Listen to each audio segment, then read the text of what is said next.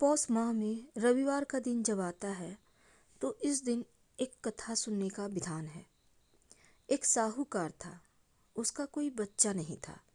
एक दिन सवेरे वो बाहर गया तो देखता है किसान खेत में दाना डालने जा रहा है। साहूकार के मिलते ही वो वापस लौट गया और बोलता गया, आज तो शगुन अच्छा नहीं हुआ। किसान की बात साहूकार ने सुन ली और उसका मुंह उतर गया। उदास मन से जब वह घर आया तो उसकी पत्नी ने उदासी का कारण पूछा। आज क्या बात है? साहूकार ने सारी बातें बताई तो पत्नी बोली, आज चिड़िया आई तो वे भी बोली, बच्चे नहीं यहाँ तो यहाँ दाना कहाँ से मिलेगा, और कहकर उड़ गई। अब साहूकार को क्रोध हो आया। उसी दिन सूरज भगवान की आराधना करने लगा। उसी दिन से साहूकार 12 वर्ष बीत गए।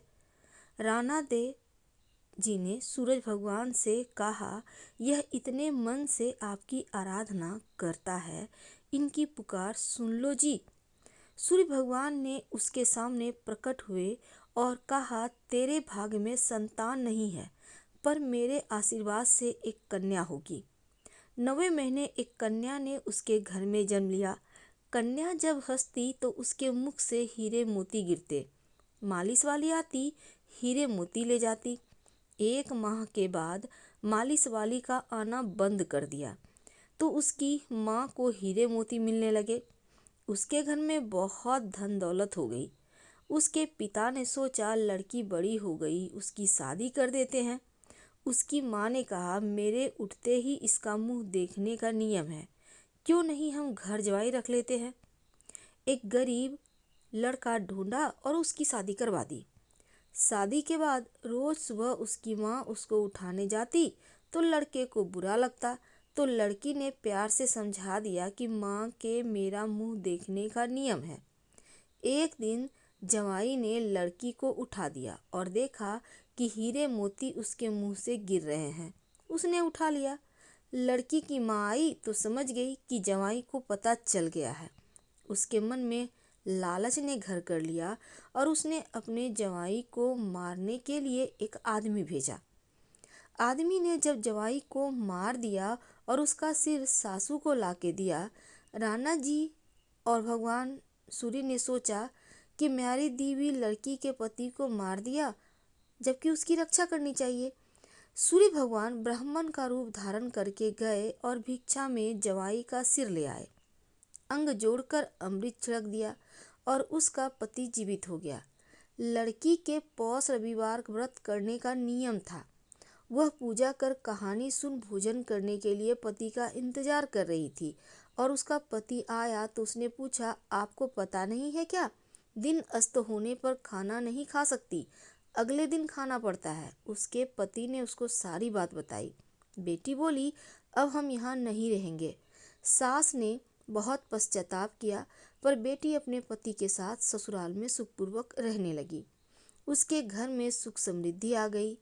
हे सूरज भगवान, जैसी बेटी पर कृपा करी वैसी सब पर करना।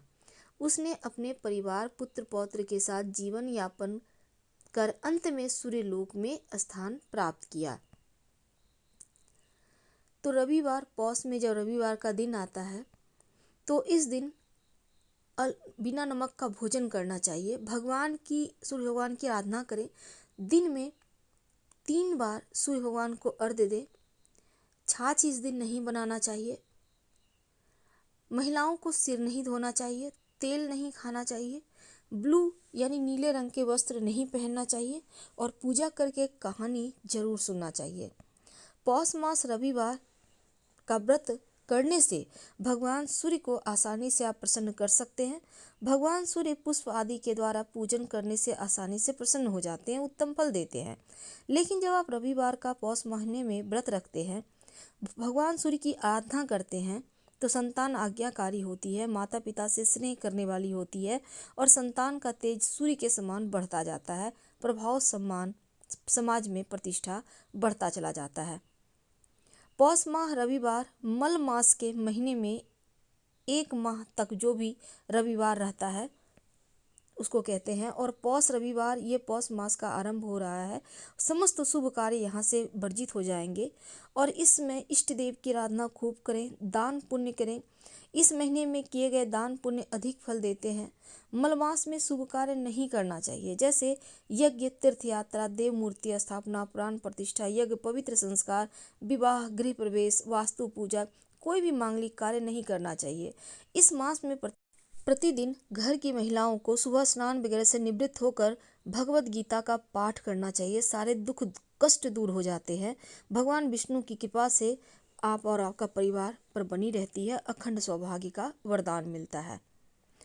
इस महीने भगवान श्री हरि विष्णु की भी पूजा की जाती है। उनका मंत्र, आप कोई भी एक मंत्र जप कर सकते हैं। ओम नारायणाय विद्महे वासुदेवाय धीमहि तन्नो विष्णु प्रचोदयात्। दूसरा मंत्र है श्री कृष्ण गोविंद हरे मुरारे, हे नाथ नारायण वासुदेवा। या फिर ओम ब्रिंग बृहस्पतये नमः का भी जप कर सकते हैं। आप विष्णु भगवान का नाम भी मंत्र है, कृष्ण भगवान का आप कृष्ण कृष्ण शब्द जप कर सकते हैं। हम आपसे विदा लेते हैं। पसंद आए तो लाइक कर, सब्सक्राइब करें, शेयर करें, कमेंट करें। धन्यवाद।